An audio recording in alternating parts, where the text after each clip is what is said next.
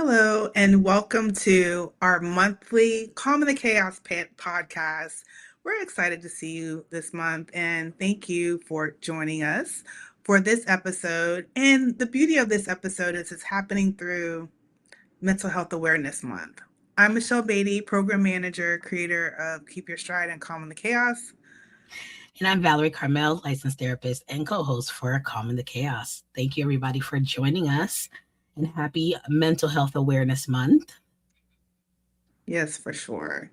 So this episode, we're talking about the meeting after the meeting. And I must say, thank you to those that messaged, and not many people commented on the post, of us going live, but I did get some DMs about this, like the meeting after the meeting, like, oh, I feel seen, or oh my goodness, like this is getting some visibility.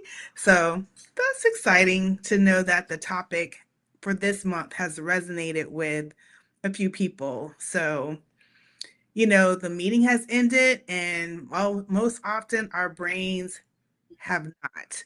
They're still churning. The escalation call is over. The status meeting is done. And the conversations have not been closed out in our brains, right? With stakeholders, like it's still processing everything.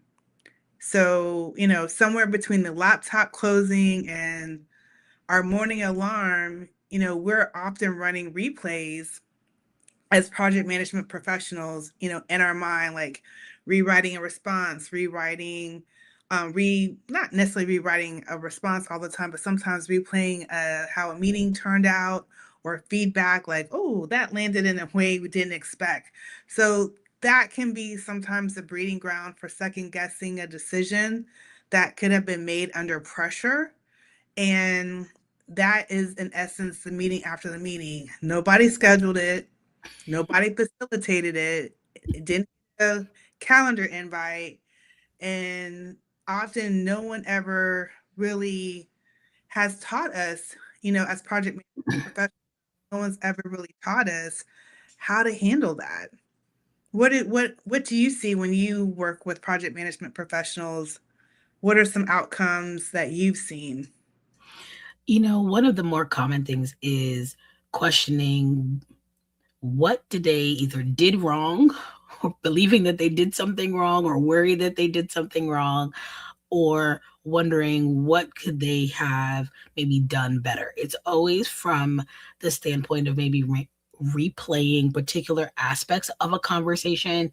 So maybe there was a comment that was made, maybe there was a tone, maybe there was something completely unexpected that came up during that particular meeting and they felt a little bit off guard. And so there's a lot of, honestly, some inner criticism, some self-judgment about that particular meeting. And what is continuing to happen is essentially that replay. From a clinical standpoint, refer to that as ruminations, where you're kind of just going around and round and round, but there isn't actually a solution or end to that actual replay. It's just more and more, what if I had done this? I could have done that better. This could have been better. It's really just a lot of just mental chatter that effectively can sometimes really interrupt how, how the rest of your night goes, right? Whether that is, these thoughts are happening maybe at times when you're supposed to be, having dinner or spending time with your family or friends, and or trying to sleep, and now all of a sudden, your mind is kind of going around and round, kind of like a little bit like a hamster on a wheel, so to speak, in which you are really seeking some kind of answer to a question that was not even really clearly posed. It's just your mind kind of trying to find something that is wrong, and not really being sure what to do to make it right. And I think that aligns with what many of us project management professionals encounter, is getting rewarded for composure under pressure. Absolutely. We Absolutely. often get rewarded for that. And, that can be and showing anything different. Like we learned early that showing the debrief that we're referring to could be a liability. It could seem like we are not confident, we are not skilled, we are not experienced in executing our meetings and outcomes and tasks and next steps and all the things with our daily interactions and expectations and navigating that. And it can definitely come off as a liability if we present differently in any other way. Not for everyone, True, true. but for And I think, um, sorry, I cut you off. Okay. So what I was going to say is I think in a lot of ways that can be not just a liability in some ways in terms of people kind of not wanting to demonstrate maybe or show emotion in certain spaces, but what it effectively does is really create a lot of restriction and limitations in people's ability to really process experiences, and that in a lot of ways is what's leading to the replay, right? It felt like something didn't necessarily land maybe the way that you had intended, and so but then there's no clear course to kind of maybe seek external input or feedback, because then it may, to your point, it may come across as if that you are not as confident in the way that you demonstrated or articulated yourself in a meeting. And while that can oftentimes be a organizational culture in which people may have that particular expectation, what it can sometimes do is really lead to a lot of emotional restrictiveness in spaces that may not necessarily benefit from you being so limited. I'm going to go with that word, limited in your ability to openly discuss what you are maybe experiencing or thinking. And I think that there's definitely a healthy way to do it, and there's a way that can kind of get in the way of your day-to-day affairs and how you show up at work. And so, when it comes to what that experience maybe looks like, what are some of those things that would often trigger those moments the most? and leading into that, to just clearly state the invisible debrief is not a flaw. It's not a flaw. It's not something that I think it's often spoken about offline. And so, to answer your question in regards to what could trigger that, it could be the most smallest thing, just a reaction in a chat. It doesn't have to be like an explosive experience. It could be someone misinterpreting an ask or a statement, or the takeaway is different than what's expected. And it's like, we have talked about this after so many meetings and so many times, and I pre-read for this. And, in your mind is churning, but you're not going to put that in the chat. But in your mind, you're like, how did we get here? I thought we talked about this. And did I did I miscommunicate? Like, I think sometimes as project management professionals will fully take on the accountability and onus of what went wrong, perception of what went wrong. And oftentimes it just could be miscommunication, or the person understood exactly what you asked.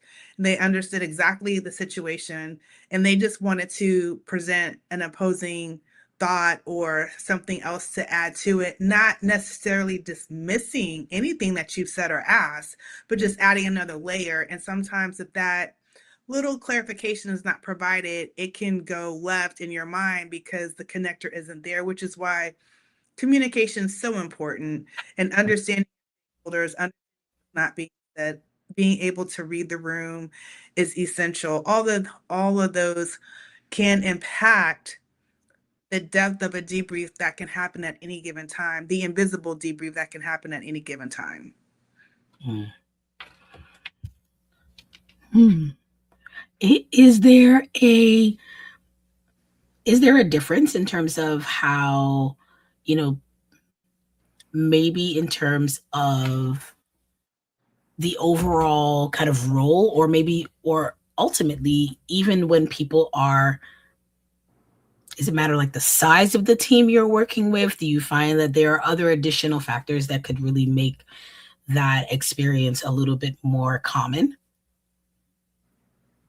In regards to, In regards to kind of that, in the that invisible debrief, like, are those moments maybe more likely during at particular phases of a particular project, where people may be thinking more deeply about particular things, or at particular junctures throughout the year? Or, are there times when those kind of events seem to happen maybe a little bit more than usual?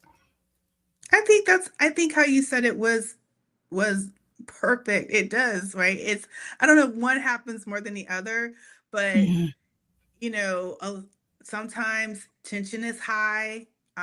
People are more intense toward the end of the year, not just because of the holidays, but that the end of the year KPIs impacts bonuses for some people.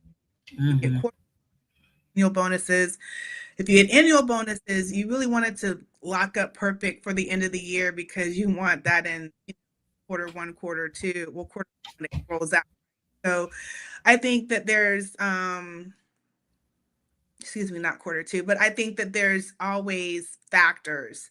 And I think even if, like, for example, when you work in retail, you got to understand the seasons and the holidays because Mhm.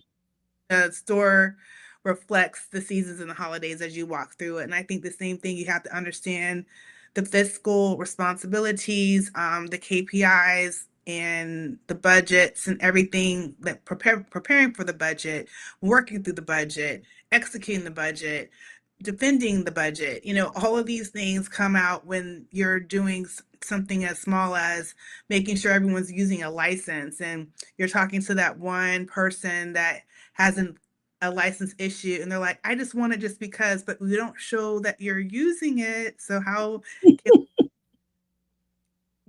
validate the need for it when you're not using it? But some people want it just because it's convenient or just to be able to have access to it. And I said, sometimes when asks come down, it's not always clear why it's being asked. And sometimes people don't want to be fully transparent and explain. Some people are completely transparent. It's just their personal style, Mhm. how they choose to communicate. And so it's like understanding how that person communicates and being the translator sometimes. And sometimes you can't because it's confidential information. You can't share that, but still creating the buy-in. So to answer your question, I do believe it depends on the situation, it depends on the team. It also depends on the chemistry of the team. And it also depends on the different levels that are interacting with the team too. Because if everyone's up, it might not be relevant. But if you have different ones reporting and you're giving say you're reviewing a report and you're like, my report's not being read. Well, is there a clear call to action? Are your KPIs clear? Is the expectation of the report clear? Are you working off of a template of a report to make sure that it translates well all the way up to the C-suite and they understand the status and of course the call to action? Or is it just something that they're skimming over and they ask you for a different report because they don't understand the report that you gave, Gave them in right? the first place. Mm. Right.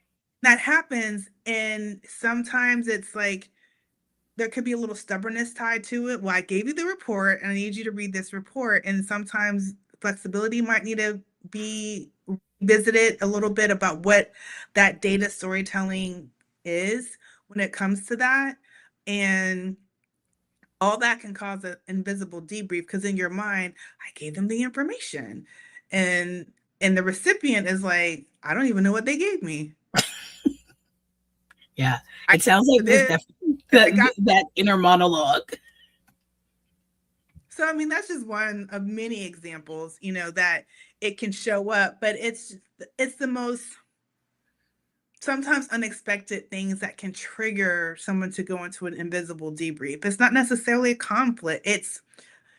It can be miscommunication and not alignment, but it's not from a negative conversation where people just don't want to hear what the other person says.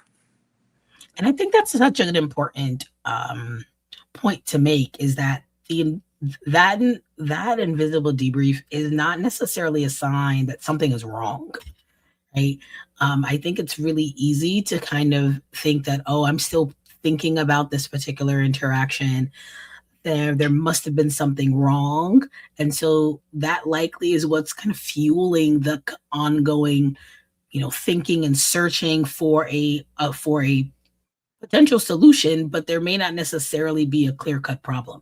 It may just have been just something that you are acknowledging or recognizing in the midst of that communication or that interaction, that you now are, by nature, you guys are project managers and are definitely problem solvers. So naturally, anytime there's anything that seems like, oh, could this potentially be a problem? Is there an opportunity to create a solution? But sometimes it may just be something that you need to take notice of, and just something to be aware of for future interactions or things that can be utilized at a later date. So I love that particular point. Doesn't necessarily mean something's wrong. No, but I want to go back and connect this to when you were talking about ruminating and how Mhm. can us as project management professionals tell the difference? Like at 2 a.m., is it really ruminating? Like, what does that mean? So, I would say if you're waking up at 2 a.m. and thinking about it, yeah, it's probably a rumination.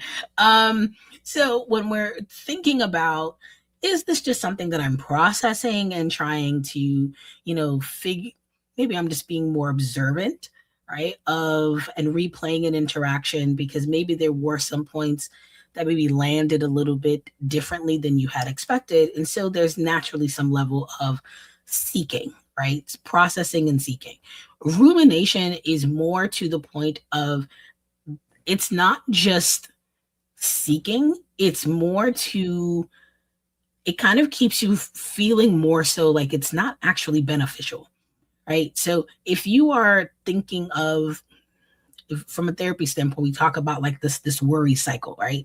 So most of the time when people think about worry, it's like, oh, this is a bad thing. But worry in and of itself is not actually negative. It's supposed to lead you towards identifying a problem and hopefully identifying, an actual solution. So if I'm worried that next week we might have an issue with this particular stakeholder, then I may begin planning and thinking about ways to initiate potential solutions. That is way more productive.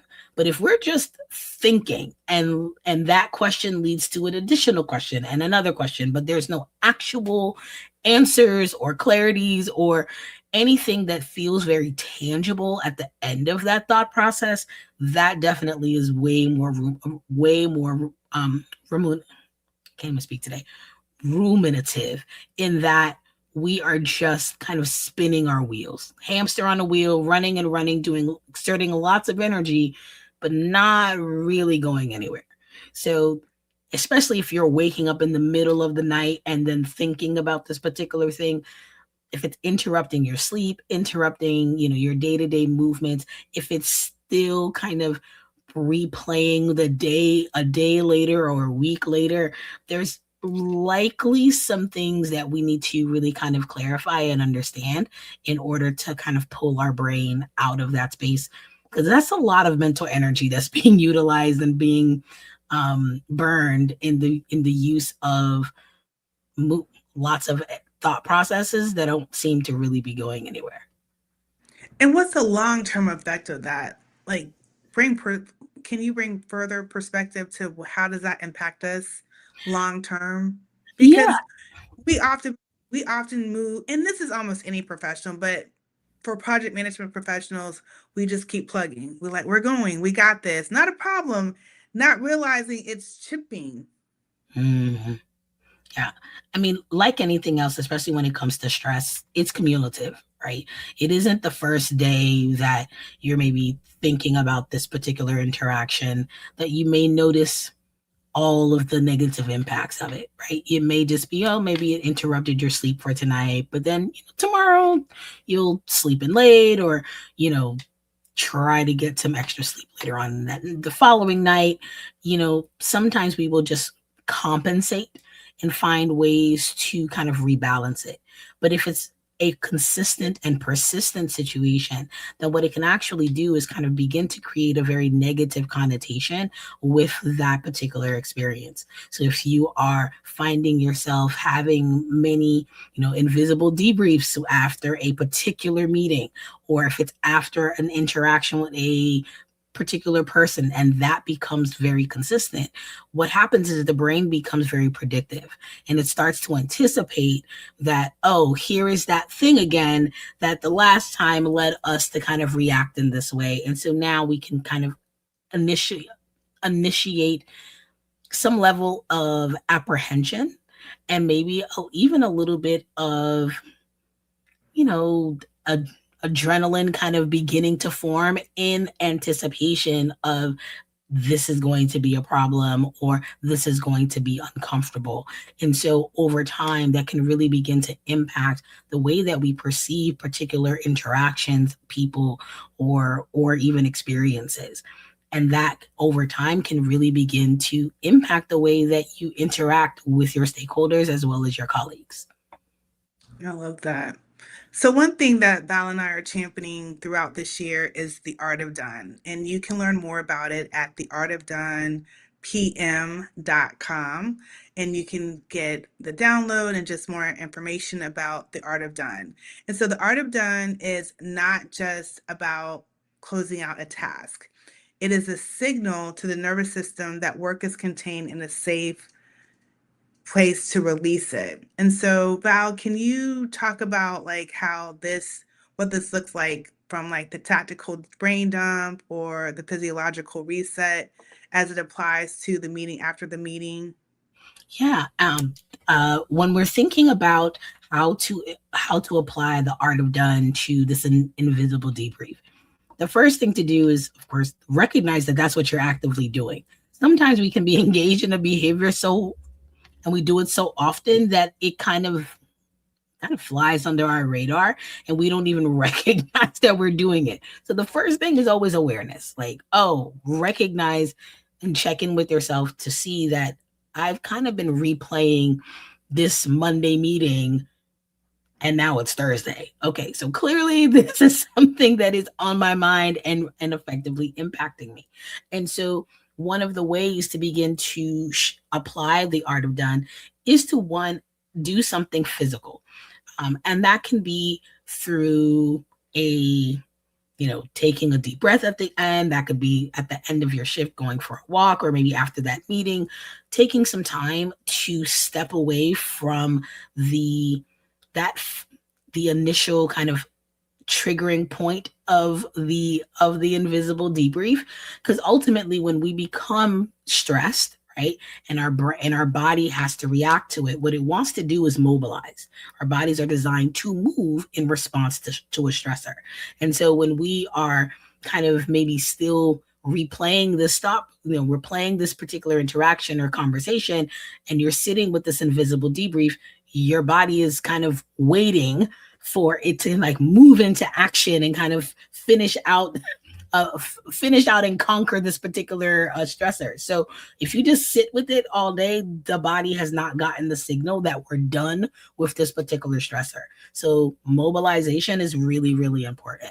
And then the next piece of that is always going to be to do something cognitively, right? Because we're thinking about something. So we want to make sure that we try to clarify our thoughts. So let's take some time to reflect, but reflect with some level of order and structure, not just, while you're washing dishes and just keep thinking about keep thinking about it while you're folding the laundry. Like, no, stop.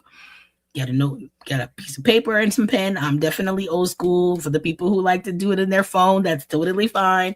But you want to really try to clarify, okay, what am I actually feeling? What actually did I believe that kind of led to this particular feeling? Because that's super important, because what we believe, our interpretation may be very different than what actually happened. So a person may have just asked a question, and what you may have interpreted that as this person was being resistant and didn't want to engage in this particular thing, or that I was getting negative feedback, when it may have actually just been clarification, and that person just needed more insight. So I think taking it a step back to not just acknowledging what you're feeling, but understanding what the interpretation was that led to that feeling can really give you a lot more clarity and insight as to what it is that is keeping you somewhat locked in into this invisible debrief. And then once you really understand what you are feeling and why you're feeling that way, then you can determine, is this something that I need to actually do something about? Because sometimes it's just for you to recognize, like, hey, I realize I may have a particular sensitivity in this particular area, and I'm just, maybe you've had a previous interaction with this person, and I'm, projecting that this is something that they're saying when it may not be. So I think that number one gives you a lot more accountability to take hold and control of what you are thinking. And then you can decide, is this something that needs to actually warrant a response, if any? And if not, then learning to accept it, and recognize how can you maybe utilize that information for you to kind of better how you interact with your peers in the future, or you can just release it. Sometimes not everything we think or feel has to, that we need to do a whole big thing about. I mean, and that's kind of low-key coming from a therapist. Sometimes you just gotta accept that this is what you feel and be okay with it, let it go, and then move on. So I think that the art of done really does provide a great way to incorporate some of the mobilization physical movements that our body needs to really recognize that, hey, we are done with this particular stressor. But then also we need to then go through a little bit of the kind of like Socratic questions of asking, why do I feel this way? What am I doing? Did this work out okay? Just to really kind of get to the real root of why you're feeling locked into this debrief. Okay, I want to like circle there for a minute because these are I love it. So, name it, contain, process it, release it, and identify the key insight. So I want to go back to process it because that's where the lift is, right? And so continuing on, we can determine next steps. So when we recognize it, because one thing I find myself saying or reminding people or asking people, what is your muscle memory of me? Like why can't you question? Like, why are you acting like this is new? That's so real. Or why are you acting as if you've never experienced this before? Whatever this is, good. It's okay. But I'm like, how's that muscle memory coming? That's such a great way to put that, though. Like, I think that plays such an important part, right? Because yes, the processing is the heavier lift, right? It's where low key kind of getting stuck in, and I think part of that is, I think oftentimes because of the fact that there has been this expectation on project managers to be the person who has to be so composed and able to kind of navigate all of these maybe conflicting emotions and needs and perspectives, that sometimes it can lead to you being quite I don't want to say necessarily restrictive, but you definitely tend to learn how to hold back a lot of what you may be feeling or thinking in the moment in order to really kind of allow the flow of whatever that day or interaction needs to be. And so a lot of it is kind of being held, right? In, like, imagine if you were having a really difficult time and you're walking around with a basket.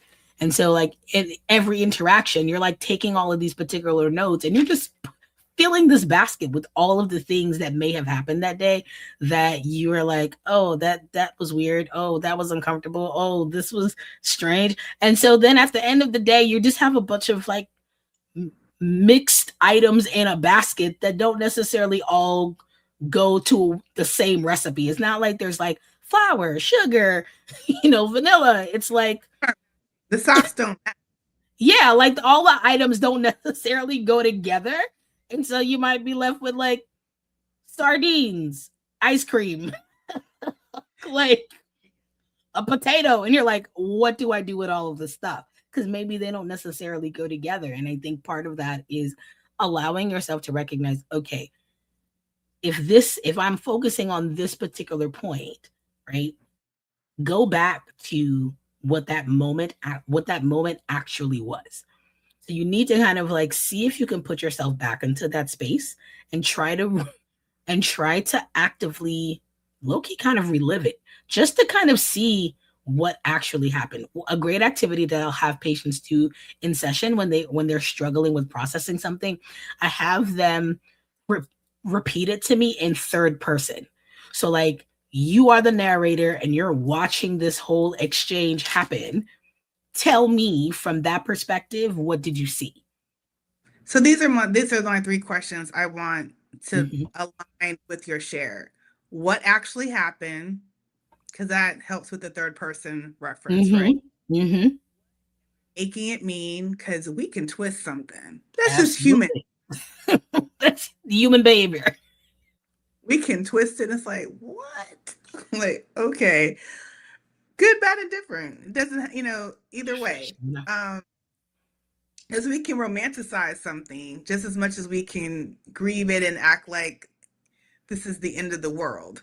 And the third question is, what do I want to carry forward from it? Because that helps immediate, well, I don't know if immediate's the right word, but it helps perspective percolate clearly.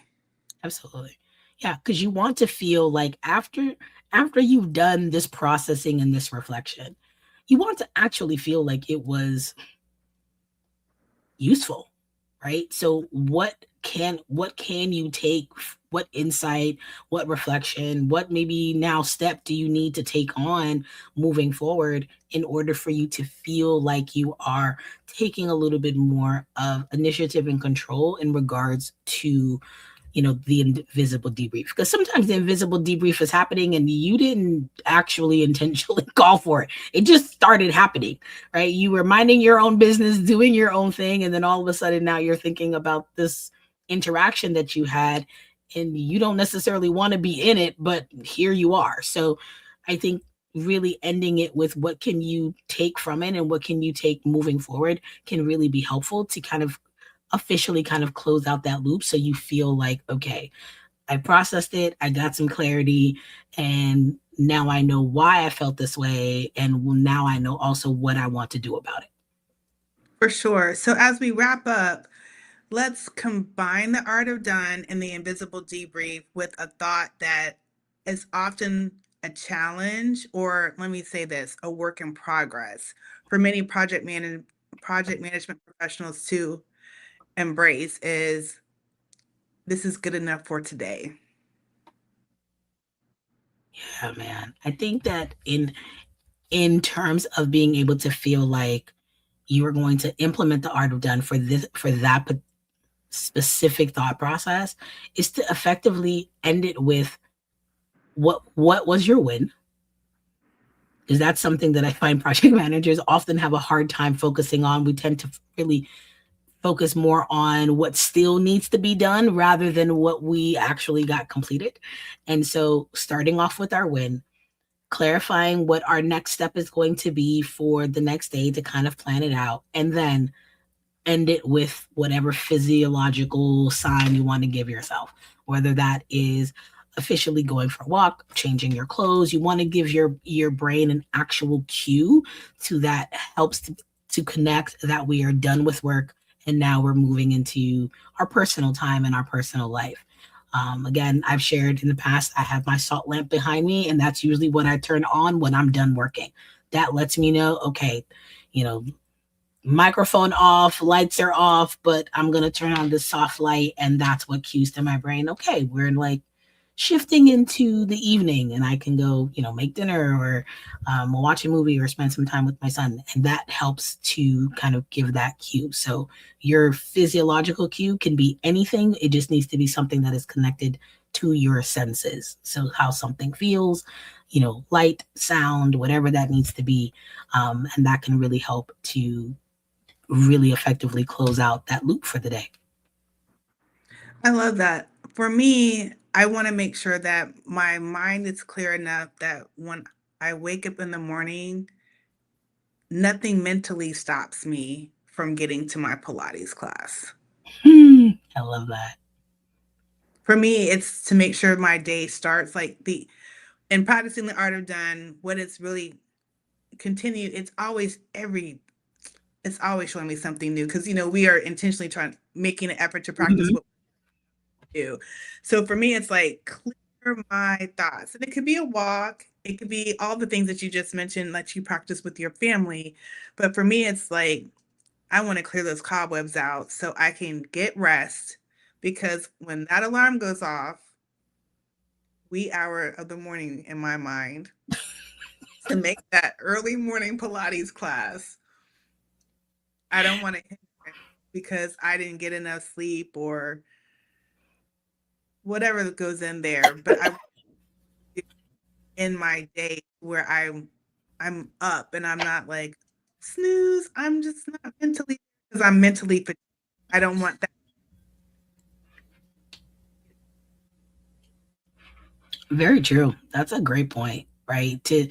It's not just about how we end things, but also how we're starting things off, right? And so if we're kind of letting the day before linger and kind of carry over into the following day, you may be starting off your mornings a lot heavier than you need to. So I love that you are already thinking about the next morning and what that's going to look like. Love that. Our moods, I often say that PMs, project and program managers, we're the temperaments of a project and a program. We are the temperament. Sometimes some depending on how teams work, if some members are siloed or you're in a remote environment, hybrid, or even, if you're in the office, it all depends. But how we interact with people impacts their day, even when we're enforcing accountability.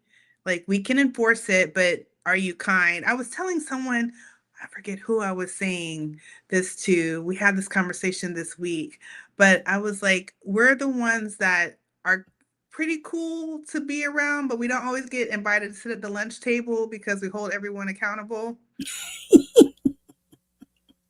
I love that.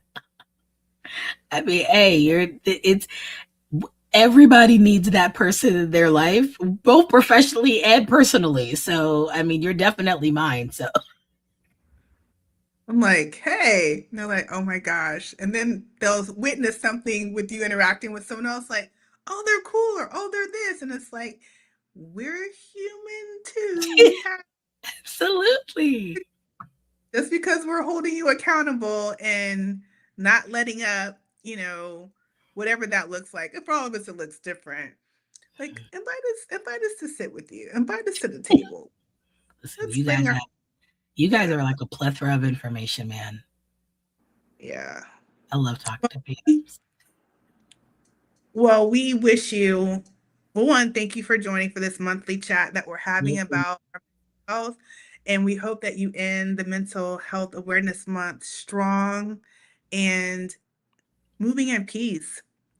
Whatever strong is for you, like prioritizing yourself while showing up at the same time. Absolutely. Take some time to pour into yourselves in whichever way that looks like. And we will see you guys again next month for our next Calm in the Chaos. Thanks, everyone.